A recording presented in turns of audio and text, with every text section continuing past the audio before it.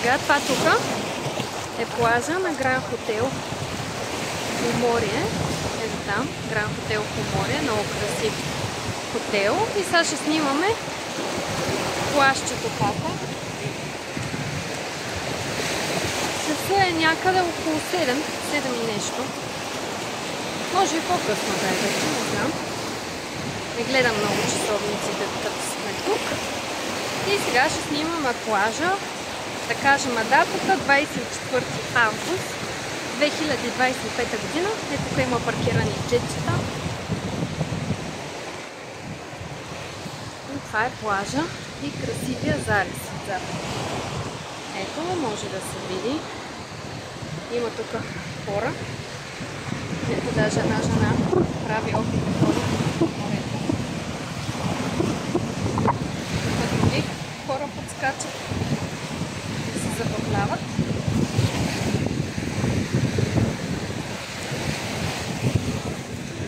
Ето да покажем плажа. Много красиво. Продължаваме натам. Има едни дълги изнесени участъци в морето. Те се наричат буни, вълноломи. Разцепват вълните, когато е по-бурно морето. Обаче за любима дестинация на всички рибари, понеже ловят заргани, сафриди, лари и също место за срещи и хубави приказки. Общо взето интересни места. Ето тук да покажем небето, колко е красиво, въпреки че е облачно. Пак си има чар. В принцип море си е много красиво място и който не е идвал в момента, в който дойде, след това винаги се връща. Доста хора, наши познати, в момента, в който са стъпили тук за пръв път, после идват само единствено. Така че ако не сте идвали мили хора, елате и ще видите, че задължително пак ще се върне. Е това там, където се вижда, е там. Това е хотел Свети Петър и Павел. Също предпочитано место от доста хора. Ние никога не сме ходили, само си минаваме и си гледаме там. И там има за децата атракцион. Чакай да го усилим, да се го увеличиме. Да се види, ето и Гранд Хотела. И сега сме на следващия плаж, който също е много интересен. А пък е там в дъното, това, което виждате е там. Оп, да фокусира е това там чудо, където се вижда. Това е санаториум по рехабилитация. Доста хора ходят там и казват, че добре им действа. Ние се запознаваме с различни хора. Ето тук да покажем изгледа от буната, вълнолома. Ето. Ако идвате в Поморие и не сте ходили, минете, много е хубаво и сутрин рано да си пиете кафе и вечер късно така на разходка. Е перфектно. Перфектно е. Така, сега ви показвам, ето там, хотела Свети Петър и Павел. Сега виждам, че има някакъв надпис. Не знам дали е от сега, отскоро или от преди. Пише бално лечение с кал и луга. Ето, ако търсите, ето ви Гранд Хотела. Ето, така да видите, от лявата страна е Гранд Хотел, от дясната е другия хотел. Така, мили хора, продължаваме с морската разходка. Нашето семейство много обича да си прави такива дълги разходки. Обикновено ги правиме като има слънчице, обаче днеска доста закъсняхме, понеже доста хора има, с които си говориме и се запознаваме. Може да видите там в далечината как се веят знамената. Вятъра в момента е 21 км в час. Не е от най-силните. Тия дни стигаше до 31-32 км в час, беше червен флаг. Обаче си се усеща. Сега човек като не обича вятър, не е много желателно ще излиза без връхна дреха. А ако е свикнал, няма никакъв проблем. Ето това са тук гларусите. Ако идвате в Поморие, вземете стар хляб. Или хляб може да не е стар. И може да им хвърлите да видите каква веселба става, как скачат, как се хващат хлебчетата във въздуха. Голяма атракция, ние често го правим, ето ги отблизо. Чао, гларуси! Чао, чао!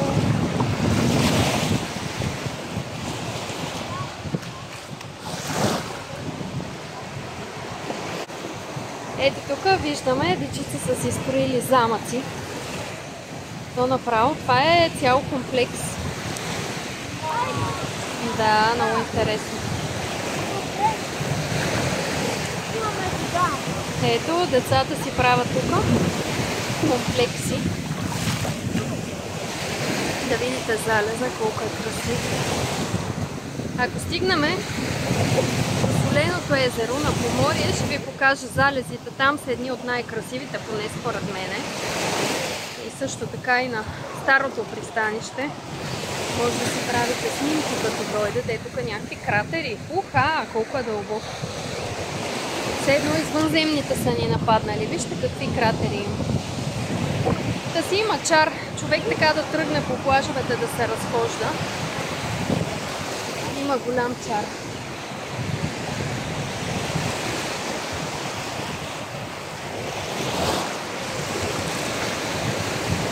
Ето там в далечината може да видите другите курорти.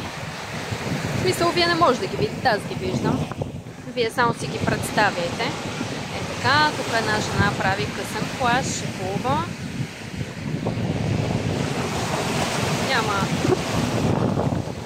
Няма страшно, водата е топла и така ще подейства доста ободряващо. Ето тук стигаме с санаториума.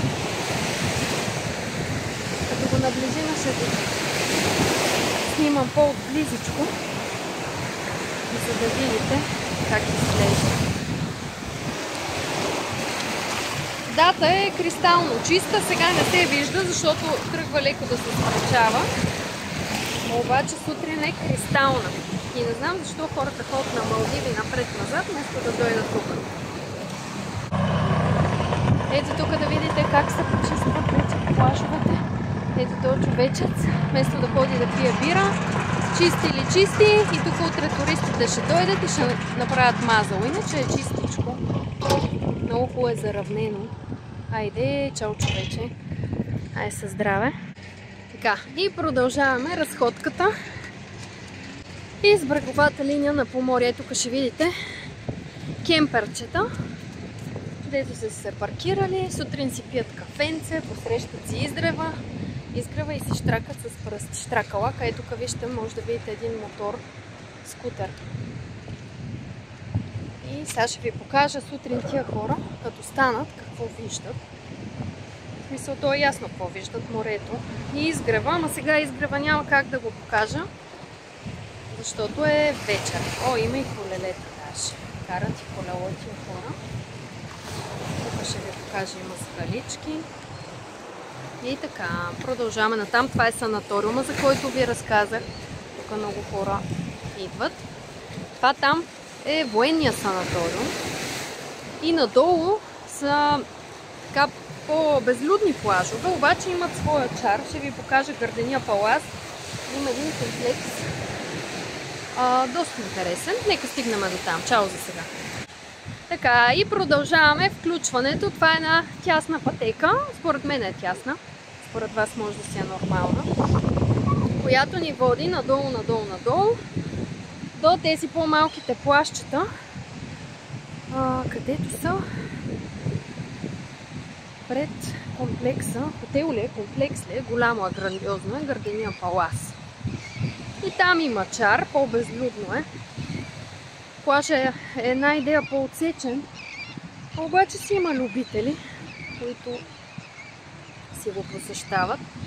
По принцип отвътре е доста луксозно, може да цъкнете в интернет да разгледате. Дори се продават апартаменти, двустайни, тристайни.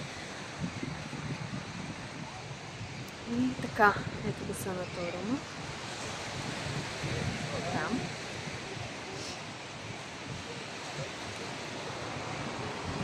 Продължава нашата морска интересна разходка. Надявам се, мили хора, това, което виждате, по някакъв начин да ви заинтригува. Ако не сте идвали в Поморие, да вземете да дойдете някой път. Ако сте идвали, хубави спомени да си припомните. И така. Сега, понеже доста от вас, които имат интерес към санаториума, би им било интересно да го снимам по-близо. Ето така ще ви го снимам. Явно на хората им дават вътре халати, защото по всички тераси има сини халати с някакво лого. Да, ето, вижте сега колко е часа, понеже аз ви казвам, обаче вместо да гадая, направо ще ви покажа. Тук има електронен часовник. Часа е 19 часа и 37 минути. Както казахме, 24 август 25-та година. Мирише на вкусничко. Очевидно готвят доста добре. Кухнята им функционира. Сега ще ви кажа на какво мирише. И не мога да определя. На картофки с копър и чесън. И на кюфтета, на скаричка мирише. Така, това там е Гардения палас, въпросния комплекс хотел.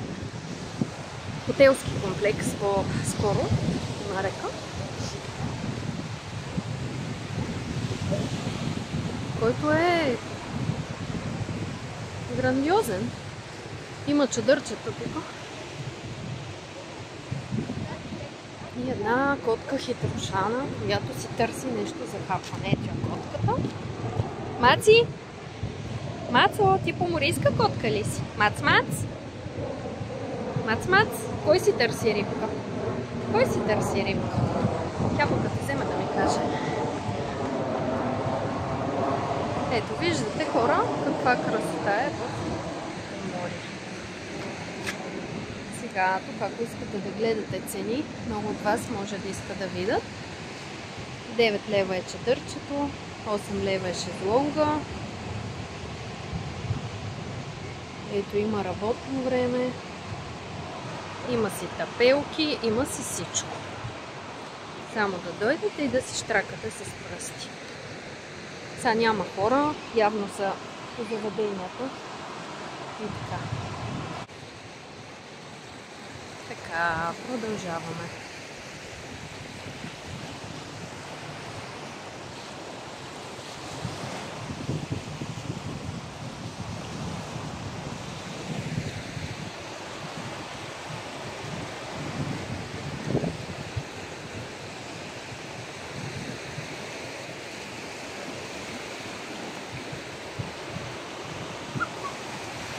Ето ги гларусите. Сега, ако не знаете каква е разликата между гларус и чайка, понеже доста хора го чувам, че го бъркат, както и аз доскоро. Гларус е птица, която има повече месце, по-едра, така да се каже. Ще ви ориентирам по-лесно. Ето това е гларус. А чайката е малка, много изящна птица. Мънинка такава, много красива. Ето това тук е клюкарстват си. Днеска колко порции цаца са отнесли на хората. Кацат по масите и си отмъкват какво ли не. Ето, все едно за фотосесията тук специално са се появили. Ето.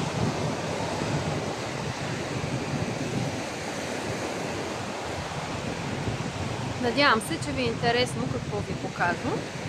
Ако не ви е интересно, не мога да ви помогна. Ако ви е интересно, супер много се радвам.